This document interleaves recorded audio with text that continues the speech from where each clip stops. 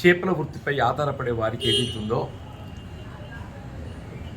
ఇవాళ చెరువులు కుంటలు ఏ గ్రామ పరిధిలో ఉన్నా కానీ ఏదైతుందో ఆ చెరువులు కుంటలపై ఆధిపత్యం ఏదైతున్నదో ఇవాళ స్థానిక మత్స్య పారిశ్రామిక సహకార సంఘాలకు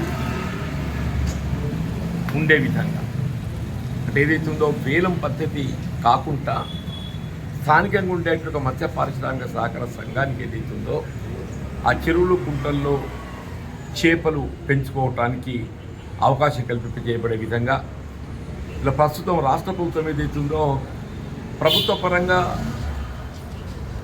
ఆ చెరువు పరిధిలో చేప పెంపొందించుకోవడానికి చేప నారు కూడా పోయడం జరుగుతుంది. అట్లాగే గీత వృత్తికి సంబంధించి వీళ్ళ గీతా కార్మికులు ఏదైతున్నదో వాళ్ళు కూడా పూర్తిగా మరి ఈ కళ్ళు గీతపై ఆధారపడి జీవితం కొనసాగిస్తారు. కాబట్టి ఏ గ్రామ పరిధిలో ఉండేటువంటి ఒక తార్కికే కానీ ఇదే కానీ ఆ గ్రామ పరిధిలో ఉండేటువంటి ఒక గీతా పారిశ్రామిక సహకార సంఘానికి కేటాయింపు చేయబడే విధంగా గీతా పారిశ్రామిక సహకార సంఘాలకు ఏదైతుందో ఈ కళ్ళు విక్రయ కేంద్రాలు గతంలో ఏదైతుందో వేలం పద్ధతి ఉంటుండే ఒకప్పుడు. ఆ వేలం పద్ధతి రద్దు చేసి గీతా పారిశ్రామిక సహకార సంఘాలకు కేటాయింపు చేయబడే విధంగా కూడా నిర్ణయం తీసుకోవడం జరిగింది. దీని వల్ల ఏమవుతుంది అంటే కుల వృత్తులకు ఒక విధమైనటువంటి ఒక రక్షణ లభిస్తుంది. ఇది ప్రధానంగా అప్పుడు ఉమ్మడి రాష్ట్రంలో కాంగ్రెస్ ప్రభుత్వం చేపట్టినట్టు విధానం చెప్పండి. ఈ విధానంతో అటు గీతా కార్మికులే కానీ ఇటు మత్స్య కార్మికులు గంగపుత్రులు ముత్సా సోదరులకు అందరికీ కూడా ఇలా వృత్తిపరంగా రక్షణ లభిస్తుందని చెప్పండి. అట్లా ఏదైతుందో నేత కార్మికులు కూడా ఈ సహకార సంఘాల ద్వారా నూలు సబ్సిడీ ఇచ్చి వారిని ఆదుకోవడానికి కొరకు కూడా మరి ప్రభుత్వం చర్యలు చేపట్టే అవకాశం ఉంది. మరి శాలి వాహనులు కుమ్మరులు ఏదైతుందో వారికి సంబంధించి వీళ్ళ విశ్వబ్రాహ్మణులు కానీ ఎవరి కానీ చెప్పంటూ నేను కుల వృత్తుల వారికి అందరికీ కూడా ప్రభుత్వం అండగా నిలబడే విధంగా ఆ వృత్తిపై వారికి ఆధిపత్యం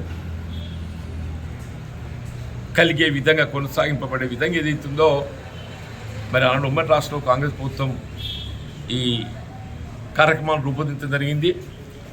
రాష్ట్రంలో తెలంగాణ రాష్ట్రం ఏర్పడ్డ తదుపరి గత ప్రభుత్వమే కానీ ఈ ప్రభుత్వం కుల వృత్తులను ప్రోత్సహించడానికి వీళ్ళ చర్యలు చేపట్టడం జరుగుతుంది. వాళ్ళ ఈ రాయికల్ మండలం ఆలూరు గ్రామానికి సంబంధించినటువంటి ఒక మత్స్య కార్మికులు వారు ఏదైతుందో సహకార సంఘం ఏర్పాటు చేయగలిగినట్టయితే ఆ గ్రామ పరిధిలో ఒక చెరువు కుంటలు మరి వారు చేపలు పెంచుకోవడానికి అవకాశం లభిస్తుంది. ప్రభుత్వ పరంగా కూడా చేప నారు పోసుకోవడానికి మరి అవకాశం లభిస్తుంది. తప్పకుండా ఇవాళ మీ ఆలూరు గ్రామానికి చెందినటువంటి ఒక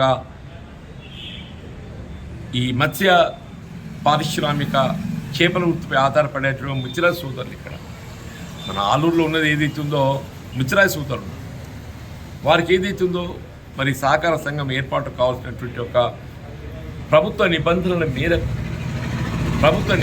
మేరకు ఏదైతుందో తప్పకుండా ఈ సొసైటీ ఏర్పాటు చేయబట్టడానికి నేను గౌరవ జిల్లా కలెక్టర్ దృష్టికి తీసుకెళ్ళి మీకు తగు మరి సహాయ సహకారాలు అందజేయడం జరుగుతుంది.